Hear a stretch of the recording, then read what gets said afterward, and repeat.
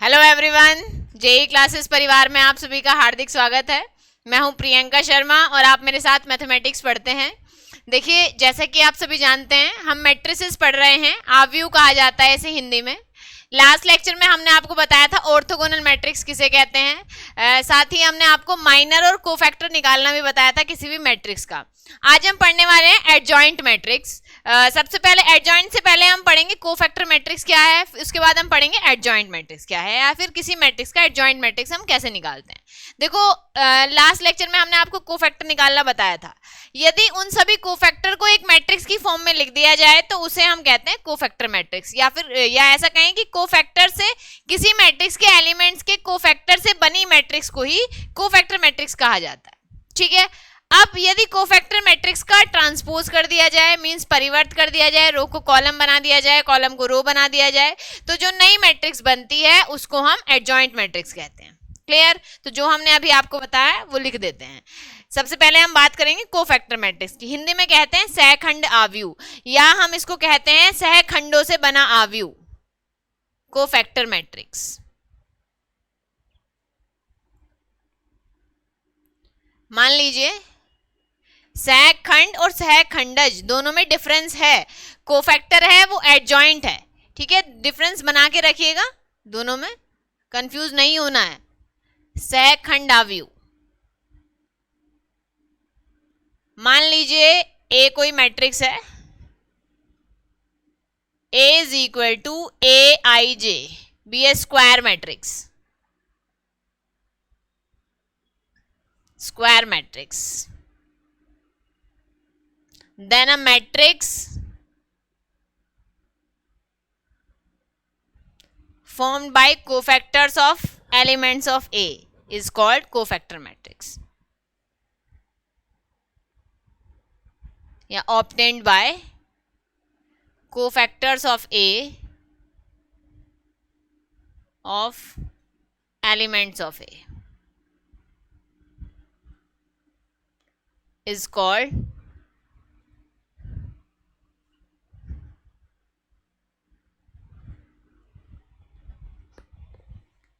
Matrix. यह लिख देते हैं हम ए I J is called cofactor matrix. Matrix इसको आप रिप्रेजेंट कर सकते हैं ए, और ए के ऊपर सी लिख सकते हैं। ठीक है, इट इज डिनोटेड बाय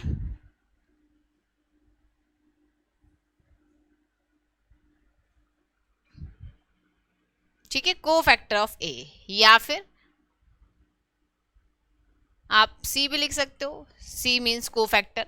ठीक है, ऐसे भी रिप्रेजेंट कर सकते हैं, कोई प्रॉब्लम नहीं है। क्लियर?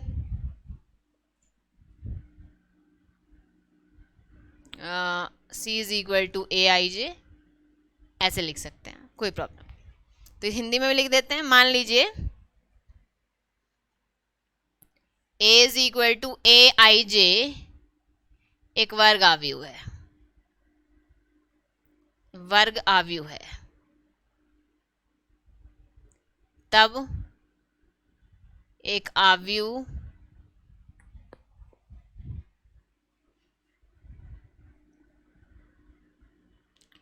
आव्यूह ए के अवयवों के सहखंडों से बना मैट्रिक्स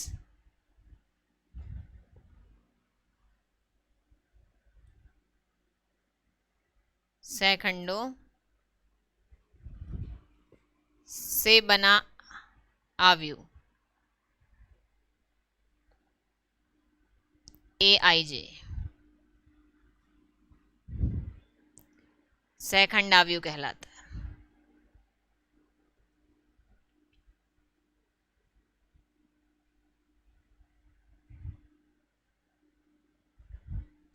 इसे ए सी या सी से प्रदर्शित किया जाता है।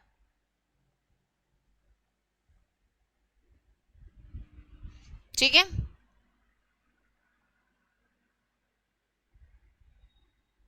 ये तो हुई डेफिनेशन, एग्जाम्पल लिखकर बताएंगे। अभी पहले सहखंडज मैट्रिक्स की डेफिनेशन और बता दें आपको, एडजॉइंट मैट्रिक्स की डेफिनेशन और बता दें, उसके बाद हम आपको क्वेश्चन सॉल्व करके दिखाएंगे, ये एग्जाम्पल लेकर चलेंगे उसके बाद। ठीक है, आगे बढ़ जाते हैं। ये तो बात हुई कोफैक्टर मैट्रिक्स की।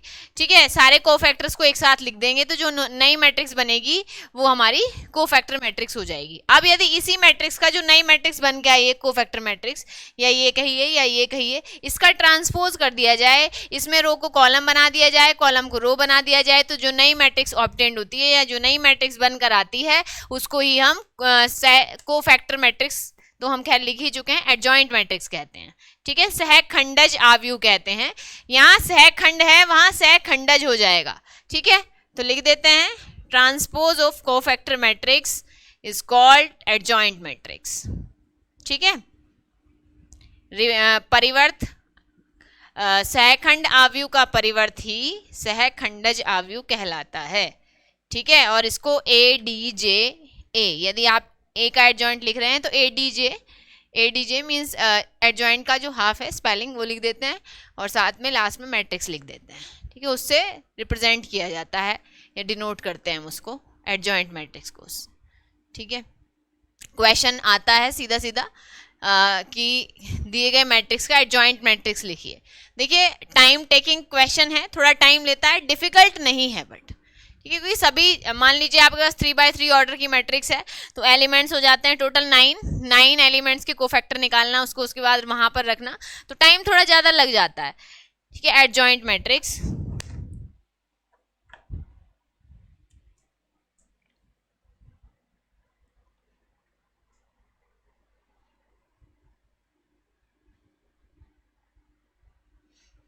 सहखंडज आव्यूह।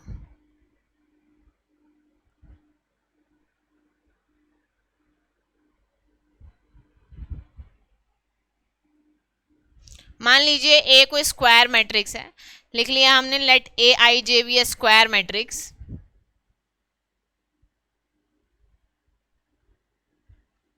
B A square matrix, then transpose of cofactor matrix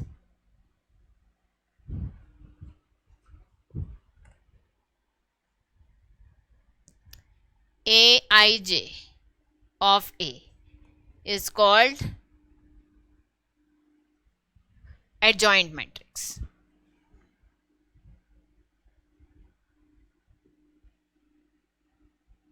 ठीक है, it is denoted by, किससे डिनोट करेंगे हम, या इसको किससे रिप्रेजेंट करेंगे, तो रिप्रेजेंट कर देते हैं हम इसको ए डी जे ए, या कैपिटल में लिख सकते हो आप ए डी जे ए, या फिर कोफैक्टर को ऐसे लिख देते हैं। ठीक है, इसका डैश लगा देंगे, बस इससे रिप्रेजेंट करते हैं, and it is A D J is adjoint A is equal to cofactor का ट्रांसपोज, यहाँ हमने केवल सी बताया था, सी का ट्रांसपोज। ठीक है, ये हो जाता है। क्लियर, आ गई बात समझ में। हिंदी में भी लिख देते हैं, यदि a is equal to A I जे एक वर्ग आव्यूह है, तब a के सहखंड आव्यूह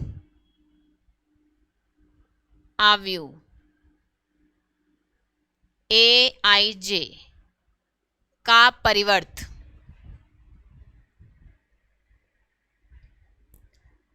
सहखंडज आव्यूह कहलाता है।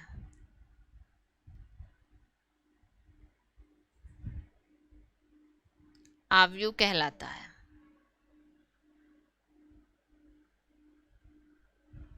ठीक है, इसे एडजॉइंट ए से प्रदर्शित किया जाता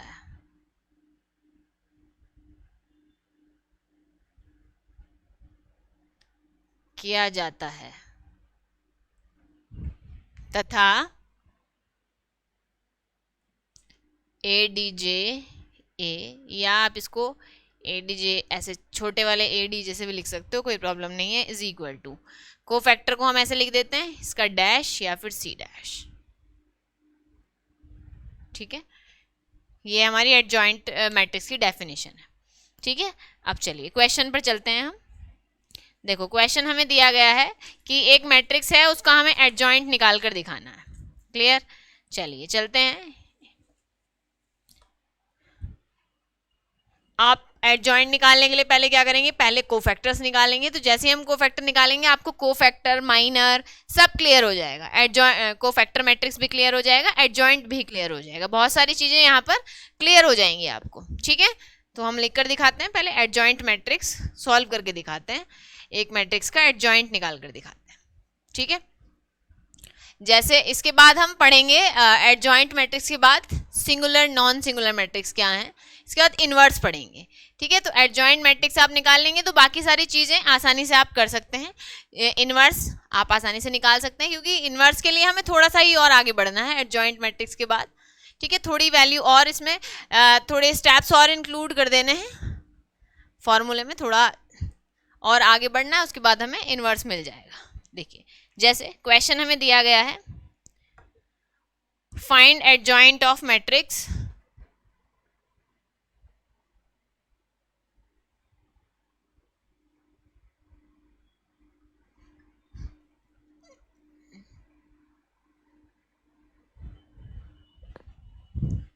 वन टू थ्री 0 5 0 एंड 2 4 3। ठीक है, सहखंडज अवयव निकालना है।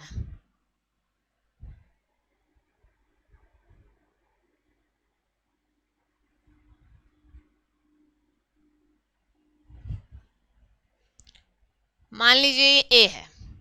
ठीक है, ए इज इक्वल टू 1 2 3 0 5 0 2 4 3। ठीक है, तो पहले लिखेंगे कोफैक्टर्स ऑफ ए। ठीक है, कोफैक्टर्स ऑफ ए,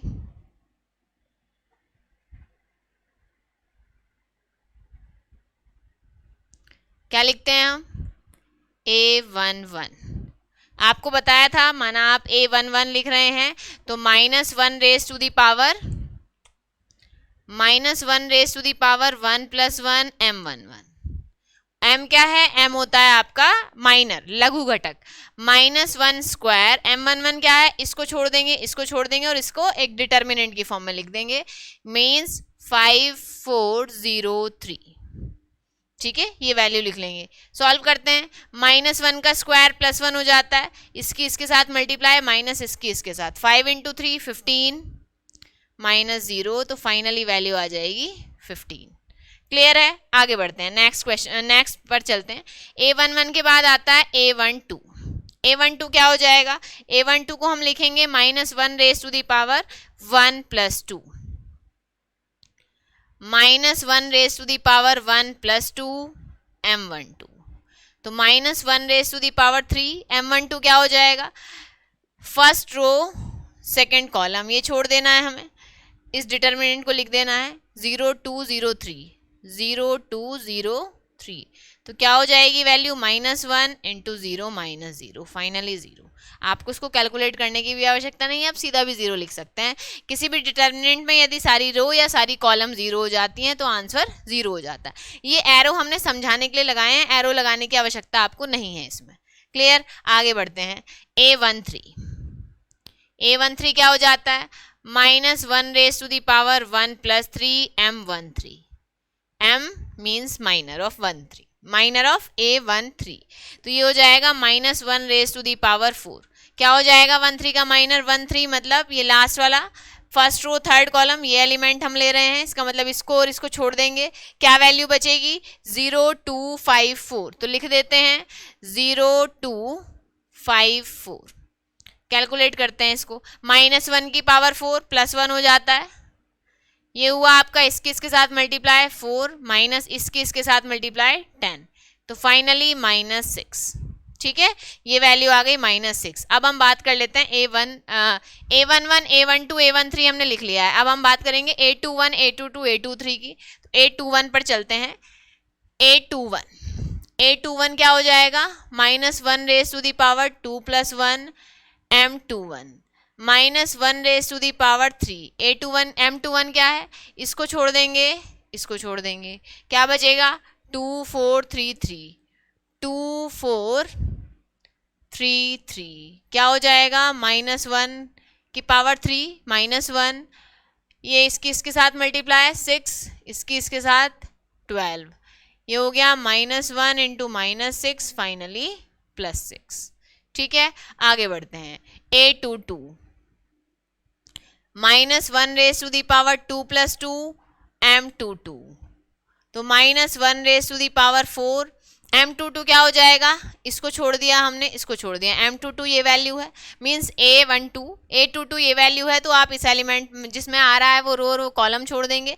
1 2 3 3 ये बचता है, तो आप लिखेंगे 1 2 3 3। कैलकुलेट कर लेते हैं इसको, -1 की पावर 4 + 1 हो जाता है, इसके साथ मल्टीप्लाई करेंगे 3 माइनस इसके साथ 6, तो फाइनली -3। A22 आ गया। अब हम A23 पर चलते हैं। A23 क्या हो जाएगा, -1 raise to the power 2 + 3 M23 -1 raise to the power 5 M23 क्या हो जाएगा, सेकेंड रो और थर्ड कॉलम, इसको छोड़ देंगे, क्या बचता है 1 2 2 4, ये लिख लेंगे हम 1 2 2 4, तो ये हो जाएगा आपका -1 की पावर 5 -1 हो जाता है, इसके साथ मल्टीप्लाई करेंगे, इसका मतलब 4 माइनस इसके साथ 4, तो फाइनली 0। 4 - 4 0 हो जाएगा। तो आप निकाल चुके हैं A11, A12, A13, A21, A22, A23। आगे बढ़ते हैं A31 क्या हो जाएगा, -1 raise to the power 3 + 1 M31, इसका मतलब -1 raise to the power 4 M31 है, मीन्स ये है थर्ड रो फर्स्ट कॉलम, इसको छोड़ दिया, इसको छोड़ दिया, 2 5 3 0 ये वैल्यू आएगी, तो लिख लेते हैं हम 2 5 3 0। क्या हो जाएगा, -1 रेज टू द पावर 4 + 1 हो जाएगा, इसके साथ मल्टीप्लाई -15, तो फाइनली -15, ये हो गया हमारा A31। अब लिखते हैं हम A32, तो ये हो जाएगा -1 raise to the power 3 + 2 M32 -1 raise to the power 5 M32, third row second column, हम इसको ले रहे हैं, इसका मतलब ये रो कॉलम और ये रो दोनों छोड़ देंगे, हमारे पास क्या वैल्यू बचेगी 1030, तो लिख लेते हैं 1030। कैलकुलेट करेंगे इसको, -1 की पावर 5 -1 हो जाता है, 0 - 0, तो फाइनली 0। ठीक है, ये वैल्यू आ गई A32 की। अब क्या बचता है A33, हमें निकालना है कोफैक्टर, तो लिख देंगे A33, ऊपर लिख देते हैं क्योंकि मैट्रिक्स तो हम नीचे लिख ही चुके हैं, कोई प्रॉब्लम नहीं है, तो यहाँ लिखेंगे A33 -1 raise to the power 3 + 3 A33 -1 raise to the power 3 + 3 M33, it means -1 raise to the power 6 M33 क्या है, ये है आपका थर्ड रो थर्ड कॉलम, इन दोनों को छोड़ देना है, हमें इसको लिख देना है 1025, तो वैल्यू क्या हो जाएगी 1 5 - 0, फाइनली 5, ये वैल्यू आ गई। तो आपके पास सारी वैल्यूज आ गई। अब हम लिखेंगे मैट्रिक्स, या तो हम सीधा लिख देंगे कोफैक्टर मैट्रिक्स, या फिर आप लिखेंगे matrix obtained by cofactors of A। ठीक है, तो पहले लिखते हैं कोफैक्टर मैट्रिक्स, ये आपने लिख लिया है cofactors of A, cofactor matrix सहखंडाव्यू,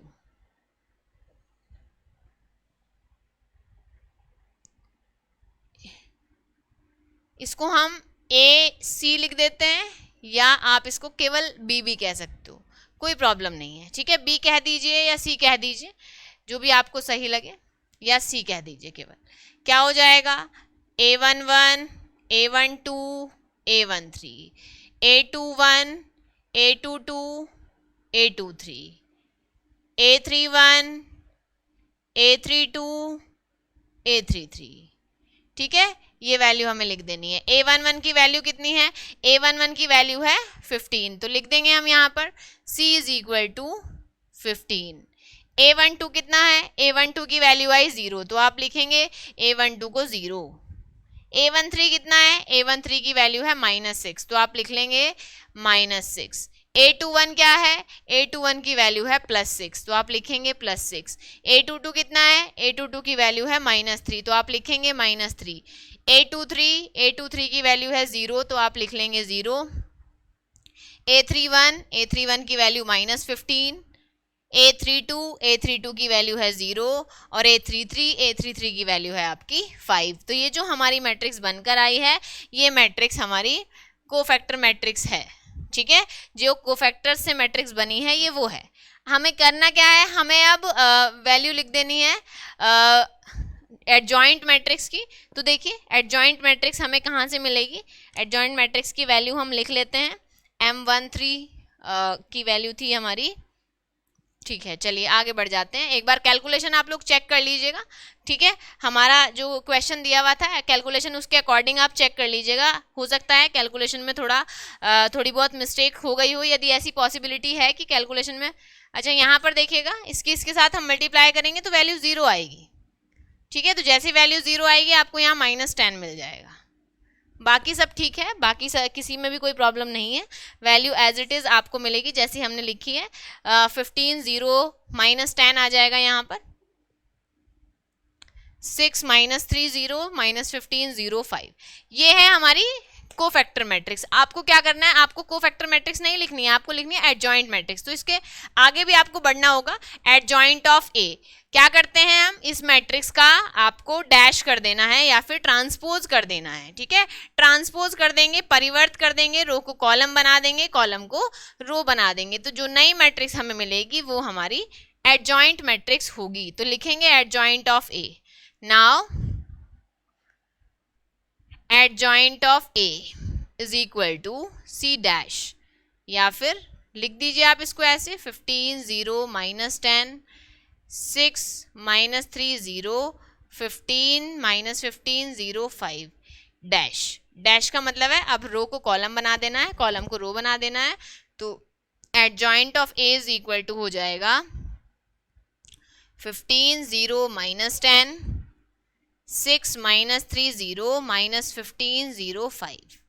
ये हमारा आंसर है, ये हमारी एडजॉइंट मैट्रिक्स है। क्लियर? बात समझ में आ गई? एडजॉइंट मैट्रिक्स हमें कैसे निकाल देनी है। क्लियर? चलिए आगे बढ़ जाते हैं। एक और क्वेश्चन हम ले लेते हैं एडजॉइंट मैट्रिक्स का ही, ठीक है। एडजॉइंट मैट्रिक्स निकाल के दिखाते हैं हम आपको। देखो हमें एक क्वेश्चन दिया गया है कि एडजॉइंट मैट्रिक्स की कुछ प्रॉपर्टीज होती हैं। एडजॉइंट मैट्रिक्स का यदि किसी मैट्रिक्स से मल्टीप्लाई कर दिया जाए तो उसका मोड उसके इक्वल हो जाता है, ठीक है। चलिए हम एक 2x2 की मैट्रिक्स और ले लेते हैं ताकि आपको क्लियर हो जाए कैसे हमें सॉल्व करना है। ये हमने 3x3 की मैट्रिक्स लेकर सॉल्व किया था, अब 2x2 की मैट्रिक्स ले लेते हैं। एडजॉइंट निकाल के दिखाते हैं। देखो 2x2 की मैट्रिक्स है, इट मीन्स उसमें कैलकुलेशन हमारी इससे कम होगी। जब उसमें एलिमेंट्स कम होंगे तो डेफिनेटली कैलकुलेशन भी कम होगी, ठीक है। जैसे जैसे हमने इसको सॉल्व किया है वैसे ही वैसे हमें जो 2x2 ऑर्डर की मैट्रिक्स है उसको सॉल्व कर देना है, कोई प्रॉब्लम नहीं है। एज इट इज चलते जाएंगे, ठीक है। यहाँ पर हमें माइनर की वैल्यू निकालनी पड़ी, वहां पर एलिमेंट एक ही बचेगा यदि मैट्रिक्स 2x2 की है, तो वहां पर वैल्यू निकालने की आवश्यकता नहीं है, सीधी वैल्यू आ जाएगी। निकालने से हमारा मतलब है कैलकुलेशन की आवश्यकता नहीं है। जैसे हमें यहाँ इसे कैलकुलेट करना पड़ा है इसके डिटर्मिनेंट को, वहां पर हमें कैलकुलेशन की आवश्यकता नहीं पड़ेगी, वैल्यू एज इट इज आ जाएगी। जैसे हमने आपको कोफैक्टर और माइनर निकाल के दिखाया था ना ऑर्डर 2x2 वाली मैट्रिक्स का, स्टार्टिंग में जब एग्जाम्पल दिया था, ठीक उसी तरह करेंगे, ठीक है। ले लेते हैं एक एग्जाम्पल इस टाइप का भी, ताकि आपको कंफ्यूजन ना रहे कैसे सॉल्व करना है क्वेश्चन, ठीक है। क्वेश्चन किसी भी टाइप का है, आप डेफिनेटली क्वेश्चन को सॉल्व कर पाए। देखो स्क्वायर मैट्रिक्स है तो इसका मतलब कि कोई और ऑर्डर तो बन नहीं पाएगा। 3x3 2x2 4x4 4x4 का रेयर ही है, 3/3 तक ही क्वेश्चन आपका आता है। देखो हमें निकालना है find and adjoint of matrix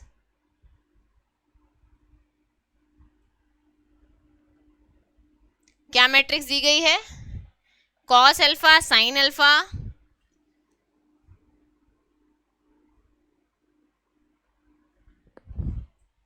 minus sine alpha cos alpha minus sine alpha cos alpha.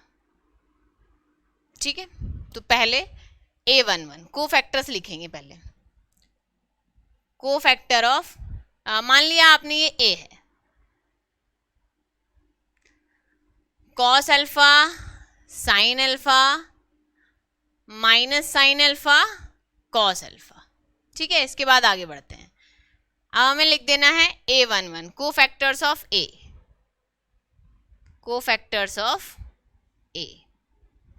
सबसे पहले लिखेंगे A11 क्या हो जाएगा, -1 raise to the power 1 + 1 M11। देखो -1 रेज टू दी पावर 1 + 1 2 हो जाता है, तो -1 raise to the power 2 M ये वैल्यू ले रहे हैं, इस रो इस कॉलम को छोड़ देंगे तो वैल्यू क्या बचेगी, वैल्यू बचेगी कॉस अल्फा। तो हमने लिख दिया cos alpha.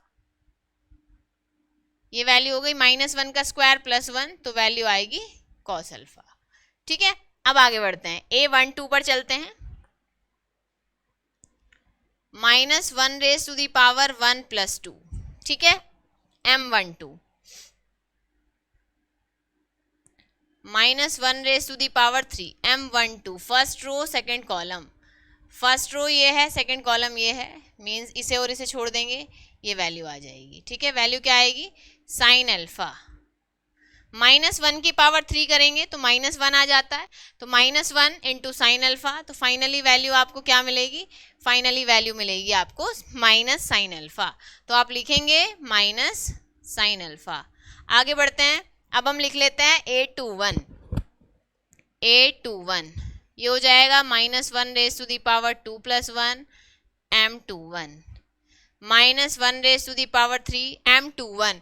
Second row first column, ये सेकेंड रो है, ये फर्स्ट कॉलम है, इसको छोड़ देंगे, ये वैल्यू आ जाएगी माइनस साइन अल्फा। तो फाइनली -1 की पावर 3 -1 होता है, तो -1 इंटू माइनस साइन अल्फा, तो वैल्यू आ जाएगी साइन अल्फा।